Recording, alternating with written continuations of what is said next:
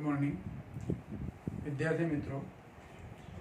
છેલ્લા લેક્ચરમાં આપણે સરેરાશ વેગ અને તત્કાલીન વેગ એવું ગણવાનો એકાદ દાખલો આપણે ગણેલો, અને એની પરથી હું માનું છું કે તમને એ ગણતરી કેવી રીતે થાય તે ખબર પડી ગઈ હશે. અહીંયા ખાલી સરેરાશ વેગ શોધવાનો એક બીજો દાખલો છે, જે ચોપડીનું ઉદાહરણ છે. આપણે પેલો વધારાનો દાખલો ગણ્યો. અહીંયા ચોપડીમાંથી ઉદાહરણ નંબર 3.1 આપ્યું છે. એટલે તમારે જો ચોપડી હોય તો ઉદાહરણ 3.1 જુઓ, અને એમાં આકૃતિ છે એ આકૃતિ નંબર 3.1 જે પેજ નંબર 40 પર આપેલી છે. આવી એક સીધી લાઈન બતાવી છે, એટલે કે એક્સ અક્ષ બતાવી છે. ઉગમ બિંદુ છે, આ બાજુ ધન એક્સ અક્ષ, આ બાજુ ઋણ એક્સ અક્ષ, અને કોઈ પદાર્થ ધન એક્સ અક્ષ ઉપર ગતિ કરે છે એના માટેનો પ્રશ્ન આપણને ઉદાહરણ 3.1 માં આપ્યો છે. એક કાર, એટલે અહીંયા કાર ગતિ કરે છે એવું બતાવ્યું છે. એક કાર સુરેખ રેખા પર ગતિ કરે છે, જેમ કે આકૃતિ 3.1 માં ઓપી એટલે O થી P સુધી કાર ગતિ કરે છે. આ કાર 18 સેકન્ડમાં O થી P જાય છે. અહીંથી અહીં જતા કેટલો સમય લાગે છે? એને 18 સેકન્ડ. કેટલો સમય લાગ્યો? 18 સેકન્ડમાં 0 થી 360 મીટર પર આવી ગઈ. 18 સેકન્ડમાં O થી P પર જાય છે, અને 6 સેકન્ડમાં P થી Q પર પરત જાય છે. એટલે અહીંથી અહીંયા એટલે પાછી આવી જાય છે 6 સેકન્ડમાં. એટલે પહેલા તો સમયગાળા કયા થયા? તો એક તો અહીંયા t બરાબર 0 સમયે આટલે કાર હતી. અહીંયા t1 બરાબર 18 સેકન્ડે અહીંયા આવી, અને 18 માં બીજા 6 ઉમેરું એટલે t2 બરાબર કેટલો સમય થયો? 24 સેકન્ડ. કુલ સમય, ગતિનો કુલ સમય. એટલે અહીંથી અહીં આવતા એને કેટલો સમય લાગ્યો? ખાલી 6 સેકન્ડ. O થી P પર પહોંચતા 18 સેકન્ડ, P થી Q પર પાછી આવતા એને 6 સેકન્ડ લાગી. એટલે કુલ સમય ઘડિયાળની અંદર કેટલો થયો? 24 સેકન્ડ જેટલો સમય.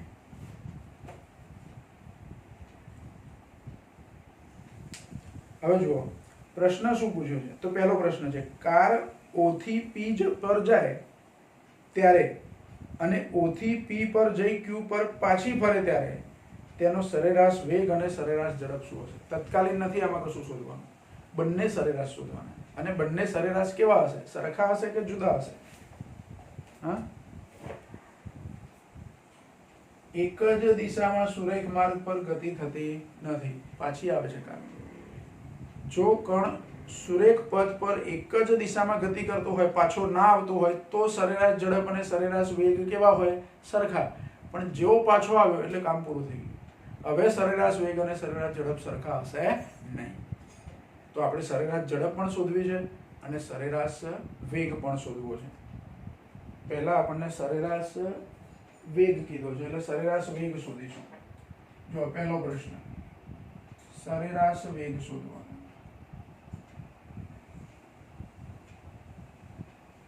સરેરાશ વેગ કેવી રીતે શોધાય? તો અંતિમ સ્થાન ઓછા પ્રારંભિક સ્થાન ભાગ્યા સમયગાળો. અંતિમ સ્થાન ઓછા પ્રારંભિક સ્થાન ભાગ્યા સમયગાળો. કુલ કેટલી ગતિ કરી, કેટલો સમય સુધી ગતિ કરી?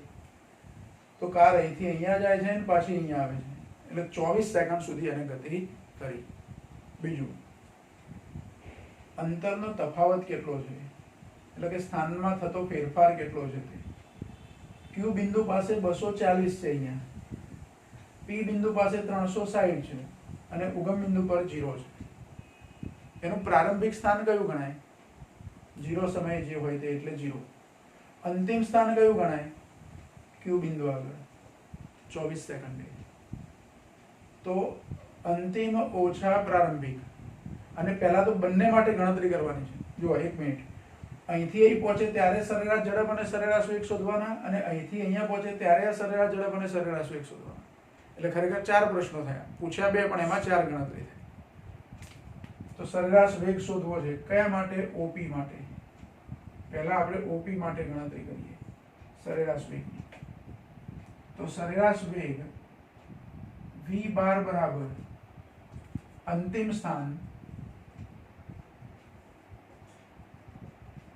ઓછા પ્રારંભિક સ્થાન ભાગ્યા સમયગાળો.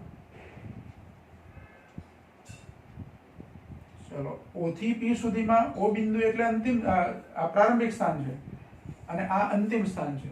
તો અંતિમ સ્થાન કેટલું?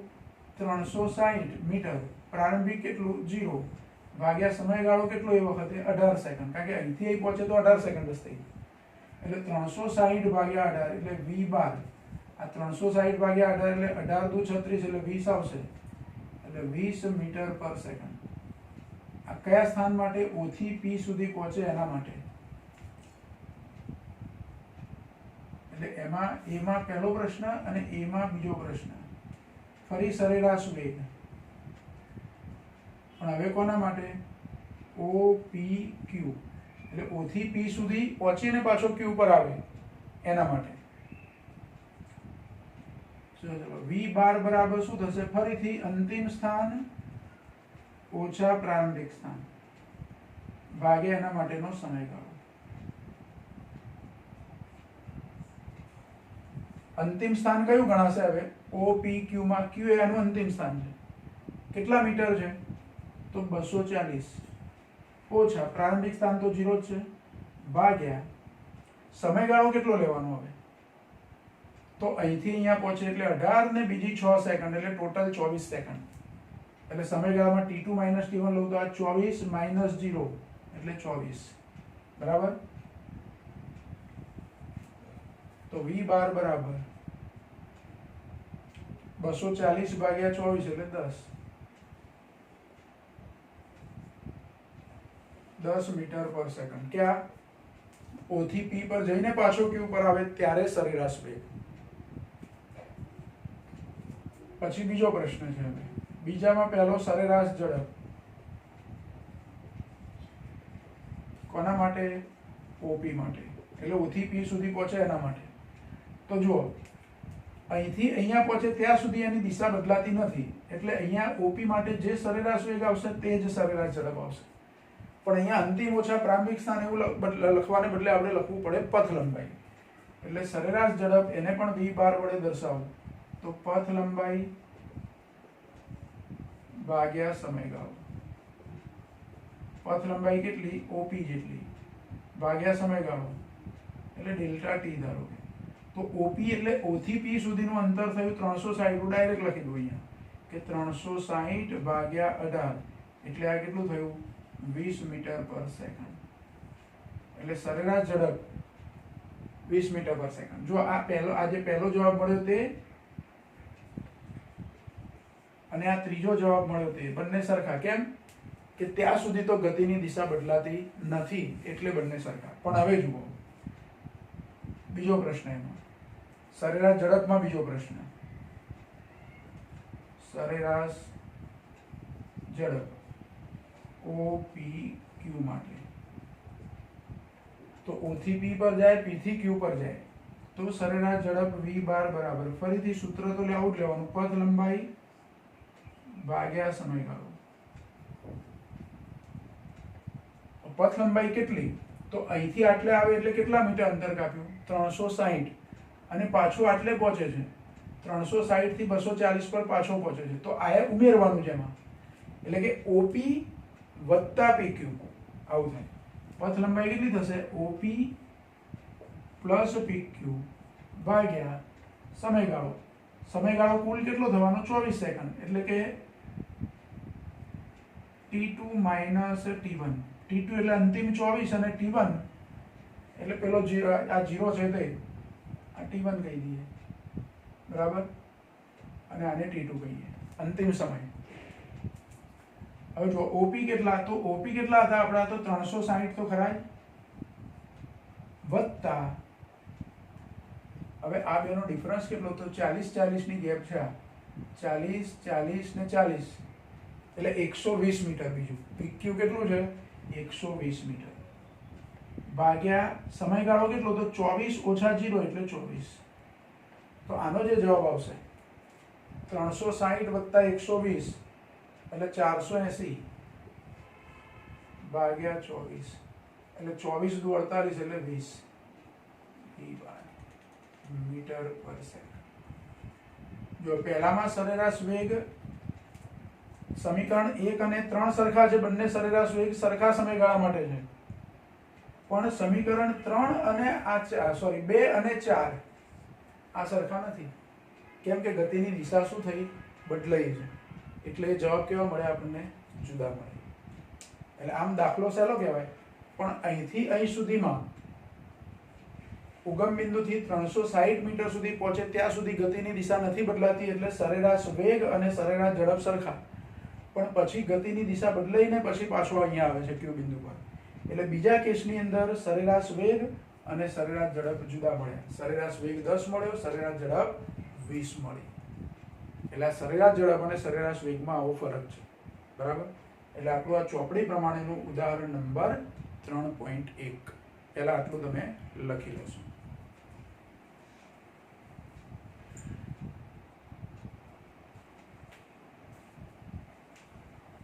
જો ઉદાહરણ નંબર 3.2 છે. એમાં ગતિ કરતા એક કણનું સ્થાન સૂત્ર આપ્યું છે. x બરાબર a પ્લસ bt સ્ક્વેર, જેમાં a અને b જે અચળાંકો છે એની કિંમત આપી છે. a ની કિંમત છે 8.5 મીટર અને b ની કિંમત છે 2.5 મીટર પર સેકન્ડ સ્ક્વેર. પ્રશ્ન શું પૂછ્યો છે? t બરાબર 0 સમયે વેગ કેટલો હશે? આ એક પ્રશ્ન. બીજું, t બરાબર 2 સેકન્ડ અને 4 સેકન્ડ વચ્ચેના સમયગાળામાં, એટલે કે 2 થી 4 સેકન્ડના સમયગાળામાં સરેરાશ વેગ કેટલો હશે? આ બીજો પ્રશ્ન. એટલે આ બે પ્રશ્નોના જવાબ આપણે આપવાના છે. જો પહેલા તો આપણે ગણતરીમાં શું કરીશું, તો a અને b ની કિંમતો અહીંયા મૂકી જ દઈએ. પહેલા જ a અને b ની કિંમતો મૂકી જ દઈએ. એટલે x બરાબર a ની કિંમત કેટલી છે? તો 8.5 વત્તા b ની કિંમત છે 2.5 t સ્ક્વેર. આને સહેજ ગોઠવીને લખું કે મોટી ઘાતવાળું પદ પહેલા લખીએ અને અચળ પદ છેલ્લે લખીએ. એટલે આવું લખી શકાય 2.5 t સ્ક્વેર વત્તા 8.5 x બરાબર. આને હું કહી દઉં સમીકરણ નંબર 1. આપણે ગઈ વખતે જે એક દાખલો શીખેલા xt વાળો, એ દાખલામાં 2 ઘાતવાળું પદે લીધેલું, 1 ઘાતવાળું પદ લીધેલું અને અચળ પદ લીધેલું. આમાં t ની 1 ઘાતવાળું પદ આપ્યું નથી. બરાબર? એટલે એના જેવી રકમ થઈ ગઈ. t ની 2 ઘાતવાળું પદ ને અચળ પદ. પેલામાં વધારે એક પદ હતું, ત્રીજું પદ પણ હતું, t ની 1 ઘાતવાળું પદ. અહીંયા આવી રકમ આપી છે. હવે પહેલા મારે વેગ શોધવો હોય. આ વેગ એટલે શું? અહીંયા સરેરાશ વેગ શબ્દ લખ્યો છે તો ના, એટલે કયો વેગ કહેવાય? તત્કાલીન વેગ. અને તત્કાલીન વેગ આપણે શોધવો હોય તો સ્થાન સૂત્ર છે, x નું સૂત્ર છે, એનું સમયની સાપેક્ષે વિકલન કરવું પડે. વિકલન આપણે ગઈ વખતે થોડુંક શીખેલા. બરાબર? તો અહીંયા આપણે લખીએ કે તત્કાલીન વેગ શોધવા માટે સમીકરણ 1 નું t ની સાપેક્ષે વિકલન કરતા. જો ધ્યાન રાખો ખાસ, વિકલન કેવી રીતે કરવાનું છે. તો બાજુમાં લખું છું t⁻n હોય તો એના વિકલન માટે શું કીધેલું આપણે? ઘાતાંક છે આગળ ગુણાંકમાં આવી જાય અને ઘાતમાં 1 નો ઘટાડો. આ શોર્ટ સૂત્ર આટલું યાદ રાખવાનું આપણે. આમ તો વિકલન કેવી રીતે થાય એના સૂત્રો આપણે લખેલા છે, પણ આટલું યાદ રાખો એટલે આ દાખલા માટે બહુ થઈ ગયું. બરાબર? હવે જુઓ, ડાબી બાજુ શું લખાશે? બંને બાજુ વિકલન કરવાનું છે. એટલે ડાબી બાજુ લખાય dx/dt. આ બાજુ 2.5 અચળ છે. 2.5 કેવા? અચળ. વિકલન કોનું કરવાનું? t સ્ક્વેરનું. અહીં n ની જગ્યાએ મારે 2 ધારી લેવાના. એટલે આ 2 અહીંયા આગળ આવી જશે અને 2 ઓછા 1 એટલે 1. એટલે t ની કેટલી ઘાત રહેશે? 1 ઘાત. એટલે t સ્ક્વેરનું વિકલન થાય 2t વત્તા 8.5 જોડે t નથી ગુણાકારમાં, એટલે અચળ પદ, અને અચળ પદનું વિકલન શું થાય? 0. એટલે આ વિકલન થઈ ગયું. હવે dx/dt એટલે આપણે શું શીખ્યા હતા? તત્કાલીન વેગ v. ઉપર બાર નિશાની નહીં કરવાની, એકલો v લખવાનો. બરાબર? ચલો, અહીંયા 2.5 ને 2 વડે ગુણવાના એટલે 5 થાય. એટલે સૂત્ર થયું v બરાબર 5t. પણ કયા સમયે આપણને વેગ શોધવાનું કીધો છે? 0 સમયે. કયા સમયે? 0 સમયે. તો આ સમીકરણ નંબર 2 કહું અને લખીએ કે સમીકરણ 2 માં t બરાબર 0 મૂકતા હવે અહીં 0 મૂકો તો પાછના ગુણાકારમાં 0 એટલે v બરાબર શું થઈ જાય 0 થઈ જાય. આ પહેલા પ્રશ્નનો જવાબ મળ્યો આપણને, જેને નંબર આપી દઉં 3. અહીં જે પ્રશ્ન પૂછ્યો છે કે t બરાબર 0 સમયે વેગ કેટલો હશે, તો t બરાબર 0 સમયે વેગ કેટલો છે 0 છે. બરાબર. ચલો પછી બીજો પ્રશ્ન. જો આમાં જ તમને કોઈ પણ સમયે વેગ શોધવો હોય તો શોધી શકાય. સમજો કે મારે t બરાબર 2 સેકન્ડે વેગ શોધવો હોય તો t બરાબર 2 મૂકો એટલે 5 દુ 10. 2 સેકન્ડે વેગ હશે 10 મીટર પર સેકન્ડ. t બરાબર 4 સેકન્ડે વેગ શોધવો હોય તો 4 પંચા 20 એટલે 4 સેકન્ડે વેગ કેટલો હશે 20 મીટર પર સેકન્ડ. પણ એ વેગ આપણને શોધવાનો કીધો નથી. પહેલા આપણને 0 સમયે જ વેગ શોધવાનો કીધો હતો તો મળી ગયો. હવે શું શોધવાનું છે, તો 2 અને 4 સેકન્ડ વચ્ચેનો સમયગાળો છે, એમાં સરેરાશ વેગ શોધવાનો છે. કયો વેગ શોધવાનો છે, સરેરાશ વેગ.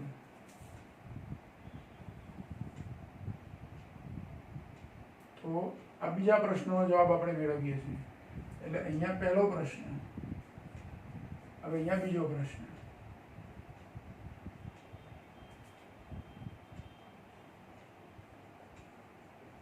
સરેરાશ વેગ શોધવો.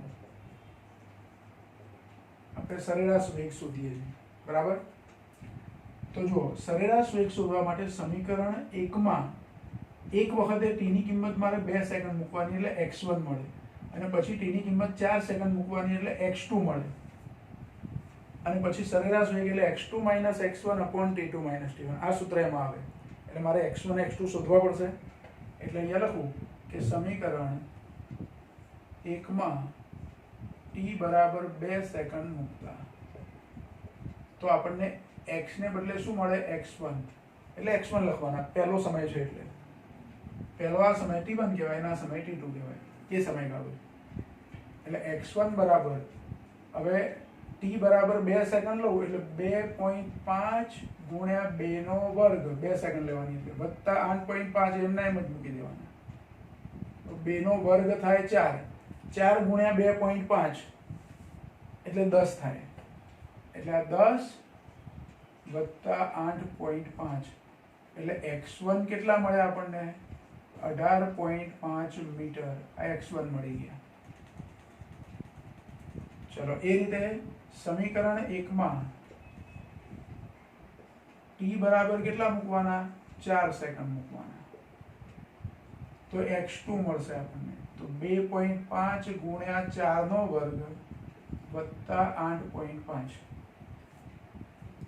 જો આ સમીકરણમાં આપણે શું કર્યું, t બરાબર 4 મૂકી દીધા. હવે 4 નો વર્ગ 16, 16 ગુણ્યા 2.5 કરવાના એટલે 16 દુ 32 ને પેલા એના અડધા એટલે 32 ને 8 40. આ 40 થશે વત્તા 8.5 એટલે x2 કેટલા થયા, 48.5 મીટર. હવે સરેરાશ વેગનું સૂત્ર લેવાનું. સરેરાશ વેગ v બાર, સરેરાશ વેગને આપણે v બાર વડે દર્શાવીએ છીએ. સૂત્ર કયું, x2 - x1 / t2 - t1. x2 48.5 ઓછા x1 કેટલા, તો 18.5 ભાગ્યા બે સમયોમાં વધારે સમય કયો, 4 ઓછા ઓછો સમય 2 એટલે 2. 48.5 માંથી 18.5 બાદ કરવાના એટલે 30 વધે, 30 ભાગ્યા 2 આવે એટલે કે 15 મીટર પર સેકન્ડ સરેરાશ વેગ મળે. જો આ પણ એક અગત્યનો પ્રશ્ન. બુક પ્રમાણે શું કરજો, બુકમાં પહેલા a અને b ની કિંમતો મૂક્યા વગર પછી છેલ્લે આ બધા છેલ્લે કિંમતો મૂકી, આપણે પહેલે મૂકી. આપણે આવી રીતે જ ગણવાનું. તમને થોડુંક લાંબુ લાગશે પણ સહેલું લાગશે. બુકમાં જોશો તો થોડું એવું લાગશે કે આ કેવી રીતે કરેલું છે, પણ નહીં, આપણે આ રીતે જ ગણવાનું. બરાબર. પહેલા આપણે 0 સમયે તત્કાલીન વેગ શોધ્યો અને પછી 2 થી 4 સેકન્ડના સમયગાળામાં સરેરાશ વેગ શોધ્યો. બરાબર. એટલે આ પણ એક અગત્યનો પ્રશ્ન. આટલું પણ તમે પહેલા લખી લેશો, પછી આપણે નવો ટોપિક શીખીએ.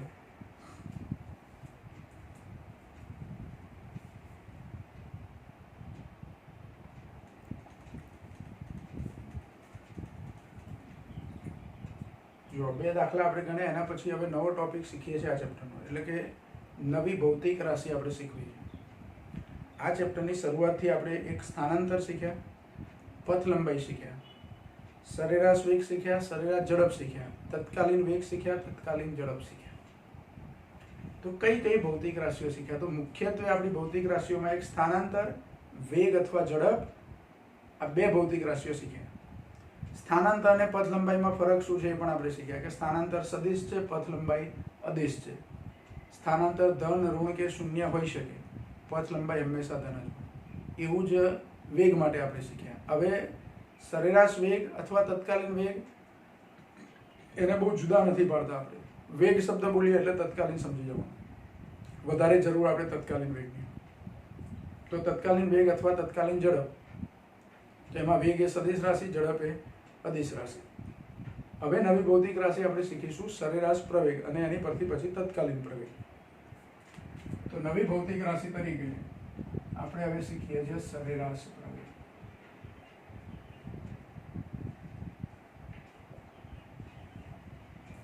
જો આના માટે પણ ગેલિલિયોએ ઘણા બધા પ્રયોગો કરેલા છે, અને એ પ્રયોગો દરમિયાન એને નિરીક્ષણ કર્યું કે વેગમાં ફેરફાર કેવી રીતે નક્કી કરી શકાય. વેગમાં સમય સાથે ફેરફાર અને વેગમાં અંતર સાથે ફેરફાર, આવું એને વિચાર્યું. પણ એને વિચાર્યું એમાં એને વેગમાં સમય સાથે ફેરફાર એ વધારે અગત્યનું લાગ્યું. એટલે વેગમાં સમય સાથે જે ફેરફાર થાય છે એને પ્રવેગ તરીકે વ્યાખ્યાયિત કરવામાં આવે. વેગમાં સમય સાથે થતો ફેરફાર એટલે કે વેગના ફેરફારનો દર, એને પ્રવેગ તરીકે વ્યાખ્યાયિત કર્યું. એટલે પછી વેગનો અંતર સાથે ફેરફાર એ સાઈડમાં કર્યું. એટલે આપણે અહીંયા વેગનો સમય સાથે ફેરફાર એની ચર્ચા કરવાની છે.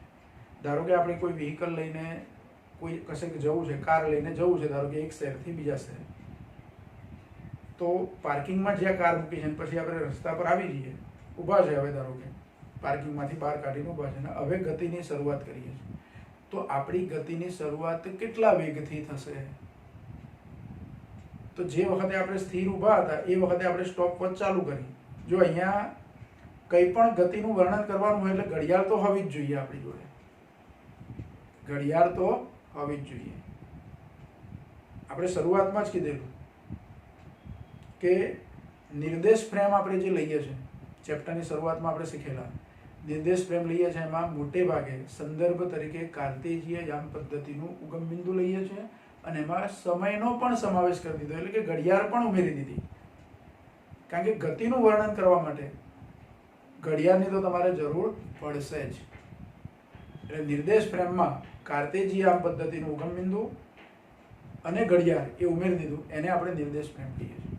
એટલે કશું પણ તમારે ગણતરીઓ કરવાની હોય એટલે ઘડિયાળ હોવી જોઈએ આપણી જોડે મિકેનિક્સની અંદર.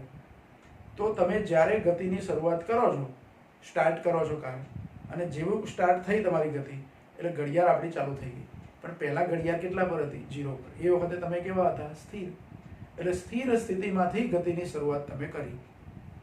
હવે સ્થિર સ્થિતિમાંથી ગતિની શરૂઆત કરી તો જેમ જેમ આગળ જઈશું એમ ધીરે ધીરે આપણે શું કરીશું?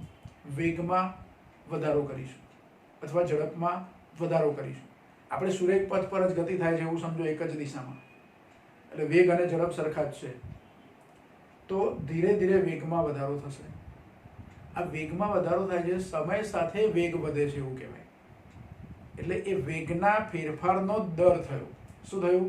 વેગના ફેરફારનો દર, સમય સાથે વેગમાં વધારો થયો. પછી અમુક અંતર પછી શું થશે? આપણે જે મહત્તમ સ્પીડ શક્ય હતી એટલી સ્પીડ મેળવી લીધી. હવે હજુ આપણું સ્થળ આવ્યું નથી, તો એના એ ઝડપે ખુલ્લો અને સારો રસ્તો હશે તો, અને સીધો રસ્તો હશે તો એના એ જ ઝડપે આપણી કાર જશે. ધારો કે 80ની ઝડપ તમે પ્રાપ્ત કરી લીધી, 80 કિલોમીટર પ્રતિ કલાક, તો હવે 80 જેટલી ઝડપથી તમે ગતિ ચાલુ રાખો છો. હવે તમારું સ્પીડોમીટરનો કાંટો છે 80 પર આવીને અટકી ગયો. અટકી ગયો એટલે બંધ નહીં થઈ ગઈ કાર. અટકી ગયો મતલબ કે ત્યાં સ્થિર થયો, અને એના એ સ્પીડમાં તમે ગતિ કરો છો. તો હવે વેગમાં કોઈ ફેરફાર થતો નથી સમય સાથે. પછી ધારો કે આપણે જ્યાં સ્થિર થવાનું છે એ આપણને અંદાજ છે કે આટલું દૂર છે, હવે થોડુંક જ બાકી છે, એટલે આપણે હવે શું કરીશું? એક્સિલેટર ઓછું કરીશું. એટલે એના પેડલ પરથી પગ હટાવી લઈશું અને ધીરે ધીરે બ્રેક દબાવીશું. એટલે એક્સિલેટર પરથી પગ હટાવ્યો અને ધીરે ધીરે બ્રેક દબાય એટલે આપણે કારની સ્પીડમાં શું થશે? ઘટાડો થશે અને જ્યાં જવાનું છે ત્યાં જઈને આપણે એની સ્પીડ 0 થઈ જશે, એટલે સ્થિર થઈ ગયા. તો આવી ગતિ થતી હોય. આ એક એવી સીધા રોડ પર આપણે સુરેખ ગતિ, દિશાના બદલા એવી ગતિની વાત કરી.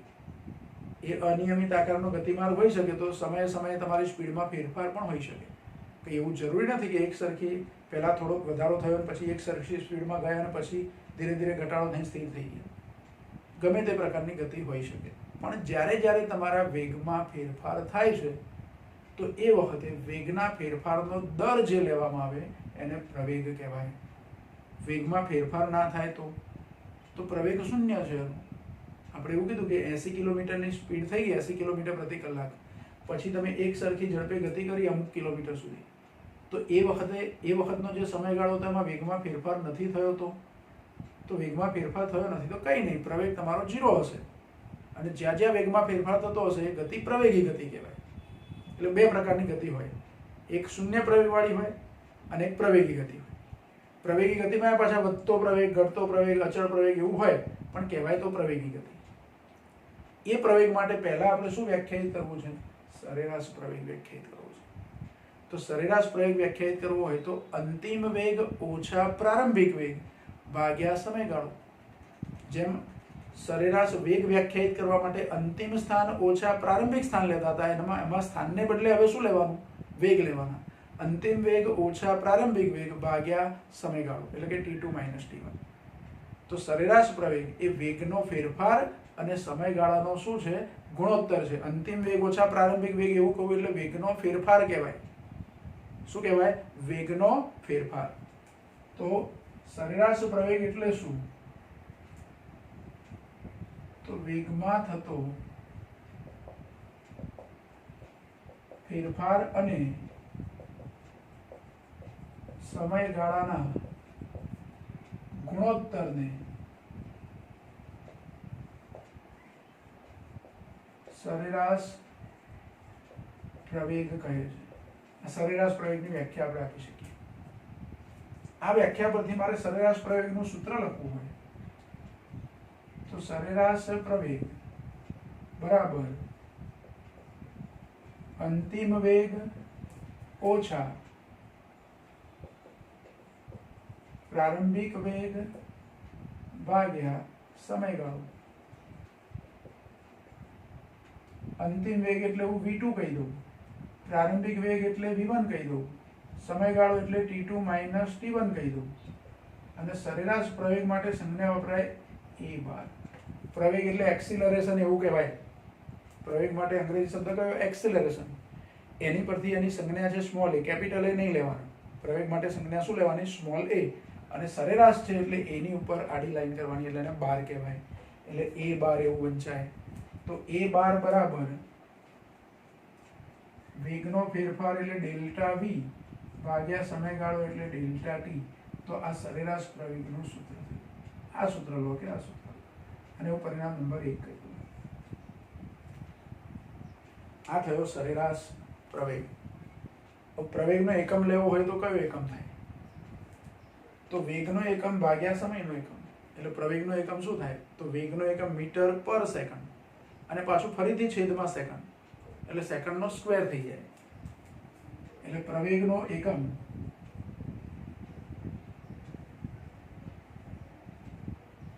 મીટર પર સેકન્ડ સ્ક્વેર. કયો એકમ થાય એનો? મીટર પર સેકન્ડ સ્ક્વેર. જો આ સરેરાશ પ્રવેગની આપણે વાત કરીએ, તમે ગતિ કરતા હોય દરમિયાન કોઈ પણ એક સમયગાળામાં તમારે સરેરાશ પ્રવેગ માપવો છે. ધારો કે કોઈ વ્હીકલ લઈને આપણે સીધા રસ્તા પર જઈએ છીએ, ગતિની શરૂઆત ભલે અહીંયાથી કરી છે આપણે, ધારો કે x બરાબર 0 થી પર t બરાબર 0 સમયે આપણે ગતિની શરૂઆત કરી અહીંથી, પણ મારે શરૂઆતમાં પ્રવેગ નથી માપવો. હું આટલે પહોંચ્યો એ વખતે મારે મને યાદ આવ્યું કે મારે હવે પ્રવેગ માપવો છે. તો અહીંયા આ સ્થાન ધારો કે x1 છે, અહીંયા મારો વેગ v1 છે, કારનો વેગ, અને અહીંયા પહોંચું ત્યારે x2 સ્થાને પહોંચ્યા, કારનો વેગ v2 છે.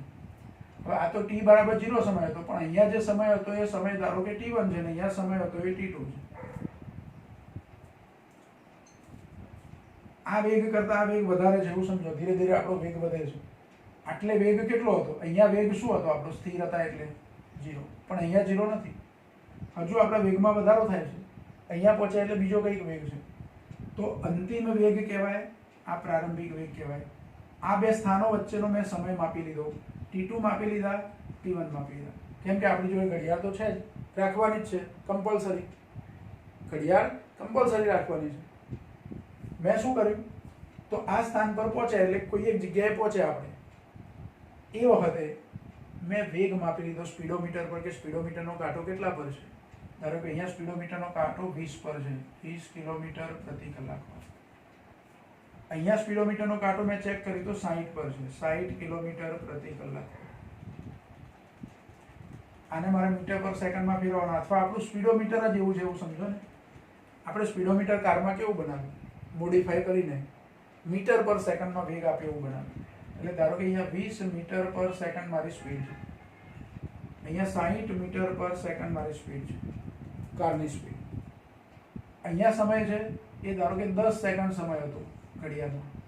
અહીંયા સમય છે એ ધારો કે 40 સેકન્ડનો સમય છે. અહીં 10 સેકન્ડ અને 50 સેકન્ડ લઈ લો, 50 સેકન્ડનો સમય. તો મારી સરેરાશ પ્રવેગ કેટલો થશે? તો v2 માઇનસ v1 એટલે 40 થાય ડિફરન્સ. 60 માંથી 20 બાદ કરું. અહીં t2 માઇનસ t1 એટલે 50 માંથી 10 બાદ કરું, એ પણ કેટલો થાય? 40. જવાબ શું આવ્યો? 1 મીટર પર સેકન્ડ સ્ક્વેર. તો પ્રવેગ મારો 1 મીટર પર સેકન્ડ સ્ક્વેર છે. એનો મતલબ કે દર સેકન્ડે વેગમાં 1 મીટરનો વધારો થાય છે. 1 મીટર પર સેકન્ડનો વધારો થાય છે. દર સેકન્ડે વેગમાં વધારો કેટલો થાય છે? 1 મીટર પર સેકન્ડ. જો 20 સેકન્ડે મારો વેગ કેટલો હતો? સોરી, 10 સેકન્ડે 20 મીટર પર સેકન્ડ વેગ હતો. 11મી સેકન્ડ થશે ત્યારે 1 સેકન્ડમાં 1 નો વધારો થયો 1 મીટર પર સેકન્ડ. એટલે દર સેકન્ડે 1 નો વધારો થશે. દર સેકન્ડે વેગમાં 1 મીટર પર સેકન્ડનો વધારો થશે. 50 સેકન્ડ થશે એટલે વધારો મારો 40 થઈ ગયો છે, કારણ કે સમયનો ડિફરન્સ 40 સેકન્ડ છે. દર સેકન્ડે 1 નો વધારો થાય છે એટલે 20 ને બદલે કેટલો થઈ ગયો છે? 60. આ થયો આપણો સરેરાશ પ્રવેગ. હવે જુઓ, દર સેકન્ડે 1 નો વધારો એ ખાલી સરેરાશ છે. ખરેખર તો એવું હશે કે કોઈ વખતે રસ્તો કેવો છે એની પર ડિપેન્ડ છે, કે પહેલી સેકન્ડમાં વેગમાં 1 નો વધારો ના પણ થયો હોય તો બીજી સેકન્ડમાં 1 કરતાં વધારે વધારો પણ થયો હોય. આ મૂલ્ય આપણું કેવું છે? સરેરાશ. એવરેજ એવું કહી શકું કે એવરેજ દર સેકન્ડે 1 નો વધારો થયો છે, પણ એવું જરૂરી નથી કે દરેક સેકન્ડે 1 નો વધારો થયો છે. કોઈ વખત એવું બને કે વેગમાં વધારો ના પણ થયો હોય 2 સેકન્ડ સુધી, 1 ની 1 વેગ રહ્યો હોય, પછી કોઈ એક સેકન્ડમાં 1 ને બદલે 2 નો વધારો પણ થઈ ગયો હોય. કોઈ વખતે પાછો વધારો ના થયો હોય, કોઈ વખતે પાછો વધારો થઈ ગયો હોય, કોઈ વખત ઘટાડો પણ થયો હોય, ફરી પાછો વધારો પણ થયો હોય. સરેરાશ પ્રવેગ પરથી દરેક સેકન્ડે વેગમાં કેટલો વધારો છે એવું આપણે કહી શકતા નથી. આ થયો આપણો સરેરાશ પ્રવેગ. સરેરાશ પ્રવેગ એટલે અંતિમ વેગ ઓછા પ્રારંભિક વેગ ભાગ્યા સમયગાળો. જેવું સરેરાશ વેગ માટે x2 minus x1 upon t2 minus t1 સૂત્ર હતું, એવું સરેરાશ પ્રવેગ માટે v2 minus v1 upon t2 minus t1 સૂત્ર છે. એટલે એને લેવાય delta v upon delta t. હવે સરેરાશ પ્રવેગ પરથી, જેવી રીતે સરેરાશ વેગ પરથી બધી માહિતી નહોતી મળતી એટલે તત્કાલીન વેગની આપણે જરૂર પડી, એવી રીતે સરેરાશ પ્રવેગ પરથી પણ જરૂરી એટલી બધી માહિતી મળતી નથી. એટલે આપણે શાની જરૂર પડશે? તત્કાલીન પ્રવેગની જરૂર પડશે. અને તત્કાલીન પ્રવેગ માટે આપણે શું કરવું પડશે? તો સમયગાળો અત્યંત સૂક્ષ્મ લેવો પડે. અહીંયા એ પણ આપણે શીખી લઈએ. કયો પ્રવેગ લઈએ હવે? તત્કાલીન પ્રવેગ. તો અહીંયા તત્કાલીન પ્રવેગ એ સરેરાશ પ્રવેગ પરથી લઈશું. સરેરાશ પ્રવેગનું સૂત્ર આપણી જોડે છે a બાર બરાબર delta v upon delta t. a બારનું આવું સૂત્ર છે. તો આની પરથી આ સૂત્રમાં limit delta t tends to 0 લેવાનું. એટલે હવે મારે તત્કાલીન પ્રવેગ લખવો હોય, તત્કાલીન પ્રવેગ a બરાબર, હવે એકલા a લખીશું તત્કાલીન માટે. તો તત્કાલીન પ્રવેગ a બરાબર શું લઈએ અહીંયા? Limit delta t tends to 0 delta v upon delta t બરાબર dv અપોન dt. પરિણામ નંબર 2 આ તત્કાલીન પ્રવેગનું સૂત્ર થયું. જો સરેરાશ પ્રવેગમાં delta v upon delta t હતું, તત્કાલીન પ્રવેગમાં dv અપોન dt. અહીંયા આ વિકલન થયું. જે રીતે v બરાબર dx અપોન dt હતા એને આપણે શું કહેતા હતા? આ સૂત્ર આવું હતું, તત્કાલીન વેગ v બરાબર dx અપોન dt. તો આને x નું સમયની સાપેક્ષે વિકલન એવું કહેતા હતા. x નું એટલે કે સ્થાનાંતરનું સમયની સાપેક્ષે વિકલન એટલે વેગ. તો અહીંયા કોનું વિકલન છે? વેગનું ફરી સમયની સાપેક્ષે વિકલન છે. એટલે વેગનું સમયની સાપેક્ષે વિકલન કરીએ તો આપણને શું મળે? પ્રવેગ મળે. આ બીજી વ્યાખ્યા વિકલનના સ્વરૂપમાં આપી શકાય. અહીંયા હું કહી શકું કે વેગનું સમયની સાપેક્ષે વિકલન એટલે પ્રવેગ. અહીંયા કયો પ્રવેગ? વિકલન કરવાથી કયો પ્રવેગ મળ્યો? સરેરાશ મળ્યો કે તત્કાલીન મળ્યો? તો તત્કાલીન પ્રવેગ મળ્યો. કયો પ્રવેગ મળ્યો? એકલું પ્રવેગ લખીએ એટલે શું સમજવાનું? તત્કાલીન પ્રવેગ. જેવું આપણે વેગ અથવા ઝડપમાં કીધેલું કે તત્કાલીન વેગ અથવા એકલો વેગ એ તત્કાલીન વેગ જ છે. એ રીતે તત્કાલીન ઝડપ લખું કે ઝડપ લખું એ તત્કાલીન ઝડપ જ છે. એ રીતે તત્કાલીન પ્રવેગ લખું કે પ્રવેગ લખું એ તત્કાલીન જ છે. સરેરાશ હોય કોઈ ભૌતિક રાશિ તેમાં સરેરાશ શબ્દ બોલવો પડે અથવા લખવો પડે, પણ તત્કાલીનમાં તત્કાલીન શબ્દ લખવો જરૂરી નથી. હવે જુઓ, આ જે સમીકરણ છે, સમીકરણ 2 માં v બરાબર dx અપોન dt લેતા તો એનું સૂત્ર હવે શું થાય? પ્રવેગનું સૂત્ર. તો a બરાબર dv અપોન dt આવું હતું, પણ v ની જગ્યાએ તો મારે શું લખવાનું છે? dx અપોન dt લખવાનું છે. v ની જગ્યાએ શું લખવાનું છે? dx upon dt. ધ્યાન રાખો બરાબર. આ v જે લખ્યા છે એની જગ્યાએ મારે dx અપોન dt લખવાના, પણ આ d અને dt એ તો લખવાના છે. એકલા v ની જગ્યાએ dx અપોન dt લખ્યું. વિકલનની ભાષામાં આને દ્વિતીય વિકલન કહેવાય. જુઓ, x નું સમયની સાપેક્ષે વિકલન કર્યું, એક વખત વિકલન થઈ ગયું, એનો જવાબ મળ્યો આપણને ધારો કે v. v નું ફરીથી વિકલન કર્યું એટલે જવાબ મળ્યો a. એટલે x નું એક વખત વિકલન થયું, એનું ફરીથી વિકલન થયું, એટલે x નું કેટલી વખત વિકલન થયું કહેવાય? 2 વખત. એટલે આને સંકેતમાં આવું લખાય છે, d2x અપોન dt². ધ્યાન રાખો, અહીંયા d × dx છે એટલે d2x લખ્યું. તમને ગણિતની ભાષામાં સમજાય કે d 2 વખત હતા એટલે d² થયો. તો dt અને dt છે એટલે d² t² ના થાય? આવો આપણને પ્રશ્ન થાય. પણ ના, વિકલન માટે દ્વિતીય વિકલન છે એટલે પહેલા અંશનું પદ છે એમાં d ની ઉપર જ વર્ગ કરાય, છેદમાં જે પદ છે એમાં સમયનું 2 વખત સમયની સાપેક્ષે વિકલન એટલે ખાલી t ની પર વર્ગ કરાય, d² t² લખાય નહીં. આ સંકેતિક ભાષામાં દ્વિતીય વિકલન આવી રીતે લખાય. એટલે આ પ્રવેગનું સૂત્ર મળ્યું આપણને. તો આ બીજું સૂત્ર થયું. પ્રવેગના 2 સૂત્રો યાદ રાખો. તમને જો સ્થાનાંતર આપ્યું હોય, હવે પ્રશ્ન સમજો બરાબર, કે સ્થાનાંતરનું સૂત્ર મને આપ્યું હોય, એટલે કે સ્થાન સૂત્ર જે કહીએ છીએ તે, અને એની પરથી એવું કીધું કે પ્રવેગ શોધો, તો સ્થાન સૂત્રનું મારે સમયની સાપેક્ષે એક વખત વિકલન કરવાનું એટલે વેગ મળે, ને વેગ મળે એનું ફરીથી વિકલન કરવાનું ત્યારે શું મળે? પ્રવેગ મળે. એટલે સ્થાનાંતર પરથી પ્રવેગ શોધવો હોય તો 2 વખત વિકલન કરવું પડે. સ્થાનાંતરનું પહેલા એક વખત વિકલન કરો, પછી જે જવાબ મળે એનું ફરીથી વિકલન કરો, એટલે શું મળે આપણને? પ્રવેગ. જેવી રીતે અહીંયા લખ્યું કે વેગનું સમયની સાપેક્ષે વિકલન એટલે પ્રવેગ. તો અહીંયા મારે શબ્દોમાં લખવું હોય તો સ્થાનાંતરનું સમયની સાપેક્ષે 2 વખત વિકલન અથવા દ્વિતીય વિકલન એટલે પ્રવેગ, એવું કહી શકાય. એટલે પ્રવેગના 2 સૂત્રો આપણે યાદ રાખો. પછી વેગની અંદર આપણે આમાં બીજા સંકેતમાં લખવાનું કીધેલું કે v અથવા dx અપોન dt અને x ડોટ કરીને પણ લખાય છે. તો એ રીતે પ્રવેગ એટલે શું લખાય? તો dv અપોન dt એટલે v ની ઉપર ડોટ કરાય, અથવા પ્રવેગ એટલે d2x અપોન dt² એટલે x ની ઉપર ડબલ ડોટ કરાય. એટલે અહીંયા આવું લખી શકું, x પર કેટલા ડોટ? 2 ડોટ. બરાબર. તો જો v એટલે x ડોટ અથવા dx અપોન dt, પણ આપણે કીધેલું કે આપણે આવી રીતે લખીશું નહીં, તો અહીંયા એવું જ યાદ રાખીશું જાણકારી માટે ખાલી કે a એટલે v ડોટ લખાય અથવા x ડબલ ડોટ લખાય, પણ આવી રીતે આપણે પ્રવેગને લખીશું નહીં. dv upon dt લખીશું અથવા સ્થાનાંતરને વિકલનના સ્વરૂપમાં લખવું હોય તો d square x upon dt square લખીશું. તો આ થયો આપણો તત્કાલીન પ્રવેગ.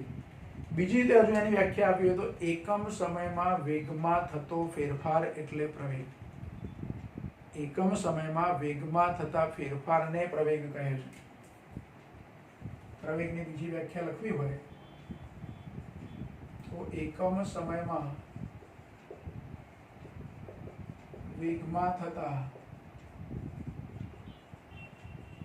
ફેરફારને પ્રવેગ કહે છે, અથવા વેગમાં થતા ફેરફારનો સમય દર એટલે પ્રવેગ. હજુ લખવું હોય તો વેગમાં થતા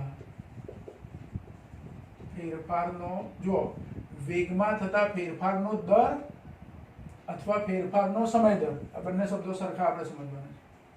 એટલે વેગમાં થતા ફેરફારનો સમય દર એટલે પ્રવેગ. આ પ્રવેગની વ્યાખ્યા કહી શકાય. આ પણ પ્રવેગની વ્યાખ્યા કહેવાય. દ્વિતીય વિકલનના સ્વરૂપમાં લઈએ એને પણ પ્રવેગની વ્યાખ્યા કહેવાય. પણ મૂળ વ્યાખ્યા આપણી આ ખાસ યાદ રાખવાની. એકમ સમયમાં વેગમાં થતા ફેરફારને પ્રવેગ કહે છે. હવે જેવી રીતે વેગ, એના માટે આપણે કીધેલું કે વેગ ધન, ઋણ કે શૂન્ય હોઈ શકે. તો પ્રવેગમાં એવું એ પણ સદિશ રાશિ છે. એટલે પ્રવેગ ધન, ઋણ કે શૂન્ય હોઈ શકે. પ્રવેગ ધન ક્યારે હોય તો વેગમાં વધારો થતો હોય તે વખતે પ્રવેગ ધન, અને વેગમાં ઘટાડો થતો હોય તો પ્રવેગ ઋણ, અને વેગ અચળ રહેતો હોય તો પ્રવેગ શૂન્ય. વેગ અચળ એટલે હમણાં કારની ગતિની આપણે વાત કરીએ એ વખતે કીધું કે કારની જે મહત્તમ સ્પીડ આપણે મેળવવાની હતી એ મેળવી લીધી, એટલી સ્પીડમાં આપણે જવું છે, એનાથી વધારે જવું નથી. ધારો કે 80 કિલોમીટર પ્રતિ કલાકની સ્પીડ આવી ગઈ આપણી કારની, એટલી મળી ગઈ. પછી આપણે 80ની સ્પીડ પર જ અમુક અંતર, ધારો કે 20 કિલોમીટર સુધી આપણે 80ની સ્પીડ પર જ કાર ચલાવી, વધારો પણ ના કર્યો કે ઘટાડો પણ ના કર્યો. એટલે વેગ કેવો રહ્યો? અચળ. હવે એ સમય દરમિયાન એ 20 કિલોમીટર જે ગતિ કરી એટલા સમયગાળા દરમિયાન આપણા વેગમાં કોઈ જ ફેરફાર થયો નથી. અને વેગમાં થતો ફેરફાર શૂન્ય હોય, v2 માઇનસ v1, v2 પણ 80 હતા, v1 પણ 80 હતા, એટલે આ તફાવત 0 થઈ જાય. એટલે પ્રવેગ શું થઈ જાય? 0 થઈ જાય. એટલે અચળ વેગ હોય ત્યારે પ્રવેગ શું હોય? શૂન્ય હોય. એટલે પ્રવેગ ધન પણ હોઈ શકે જ્યારે વેગમાં વધારો થતો હોય ત્યારે, એ પ્રવેગ ધન. પ્રવેગ ઋણ પણ હોઈ શકે જ્યારે વેગમાં ઘટાડો થતો હોય ત્યારે, અને પ્રવેગ અચળ પણ હોઈ શકે. તમે કોઈ એક સ્થળેથી મુસાફરીની શરૂઆત કરો છો તો ધીરે ધીરે વેગમાં વધારો કરો છો. એ વેગમાં વધારો કરીએ છીએ એ વખતે પ્રવેગ આપણો કેવો છે? ધન છે. પછી વેગ અચળ થઈ ગયો વખતે પ્રવેગ કેવો છે? 0 છે. અને પછી તમે એક્સિલેટર ઓછું કરીને ધીરે ધીરે બ્રેક મારો છો અને અમુક અંતર જઈને ઉભા રહો છો, તો જે ક્ષણેથી તમે બ્રેક મારવાની શરૂઆત કરી, એટલે કે વેગમાં ઘટાડો કરવાની શરૂઆત કરી, ત્યાંથી શરૂ કરીને સ્થિર થયા ત્યાં સુધીમાં તમારો પ્રવેગ ઋણ છે. એટલે એક જ ગતિમાં એક જગ્યાએથી જઈને બીજી જગ્યાએ તમે પહોંચો તો એ દરમિયાન ત્રણેય પરિસ્થિતિ આવી ગઈ. વધતો પ્રવેગ ધન પણ આવી ગયો, પ્રવેગ શૂન્ય પણ આવી ગયો, અને પ્રવેગ ઋણ પણ આવી ગયો. વેગમાં વધારો થાય તે વખતે પ્રવેગ ધન, આવું યાદ રાખો. વેગમાં ઘટાડો થાય તે વખતે પ્રવેગ ઋણ, વધારો થાય તે વખતે ધન, ઘટાડો થાય ત્યારે ઋણ, અને વેગ અચળ હોય ત્યારે પ્રવેગ શૂન્ય. બીજું, વેગમાં ઘટાડો થાય એ વખતે જે ઋણ પ્રવેગ છે એને આપણે ફિઝિક્સમાં પ્રતિપ્રવેગ એવું કહીએ છીએ. કદાચ 9મા ધોરણમાં તમે આવું શીખ્યા હશો. પ્રવેગ અને પ્રતિપ્રવેગ. પ્રતિપ્રવેગ એટલે ઋણ પ્રવેગ, એટલે કે વેગમાં એ વખતે ઘટાડો થાય છે. અને એકલું પ્રવેગ આપણે બોલીએ ત્યારે સમજવાનું કે એ ધન પ્રવેગ છે, અને પ્રતિપ્રવેગ એવું બોલીએ ત્યારે સમજવાનું કે એ ઋણ પ્રવેગ છે. તો આ ડિસ્કસ થઈ આપણી પ્રવેગ વિશેની. હજુ આલેખો પરથી પણ એની ચર્ચા કરી શકાય, પણ આ થિયરી પરથી તમે જે ચર્ચા કરશો એમાં સમજ પડશે એ વધારે સારી છે. પછી આલેખોની ચર્ચા આપણે પછીના લેક્ચરમાં કરીશું. પણ આજનો આ ટોપિક અહીંયા આપણે પૂરો કરીએ છીએ. પ્રવેગની ચર્ચા કરી, બરાબર. એટલે કેટલી ભૌતિક રાશિઓ આપણે શીખ્યા? સ્થાનાંતર, વેગ અને પ્રવેગ. સ્થાનાંતરના ઓપ્શનમાં અદિશ રાશિ લઈએ તો પથ લંબાઈ, વેગના ઓપ્શનમાં અદિશ રાશિ લઈએ તો ઝડપ, બરાબર. અને પ્રવેગ તો બંને માટે છે. એટલે મૂળ ભૌતિક રાશિઓ આપણે જે શીખ્યા મુખ્ય આ ચેપ્ટરમાં, સ્થાનાંતર, વેગ અને પ્રવેગ. હવે આ જ ભૌતિક રાશિઓની આગળ જુદી રીતે થોડી ચર્ચા કરવાની છે. એટલે પ્રવેગમાં અચળ પ્રવેગ ગતિ કેવી હોય એના ઉદાહરણો શું છે તે શીખવાનું. પ્રવેગથી આગળની ભૌતિક રાશિ, પછીની ભૌતિક રાશિ, નવી ભૌતિક રાશિ આમાં આપણે હમણાં શીખવાની નથી. આ જ 3 ભૌતિક રાશિઓની આપણે ચર્ચા થોડી આગળ કરવાની છે. બરાબર, તો અહીં સુધી આપણે હમણાં સ્ટોપ કરીએ છીએ.